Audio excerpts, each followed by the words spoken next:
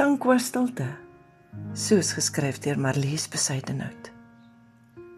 In die skoot van die Roggeveld se blou skadusoom, lê 'n landskap geskaaf uit 'n klipharde droom. Hier in die aarde se skurwe skorsvel word stories van droogte en dorsstiksels vertel. Die horison rek homself uit in 'n ewigdurende strek, met stofduivels wat woes oor die vlaktes vertrek.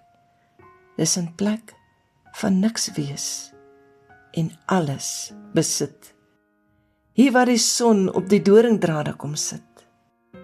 Hier onder die Roggeveld se blou-grys rand lê die skurwe oopte van die Tankwa-land.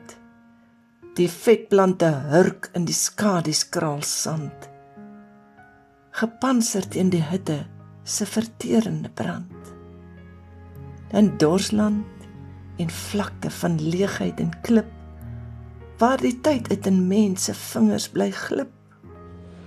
Die hitte sidder oor die skaliepad, en stof word die reisiger se enigste skat. Wanneer die son se laaste goud verkwis, en die vlakte die dag se asem begin mis, dan vou die skemer in vrede oop, wat oor die riwe van die rande loop.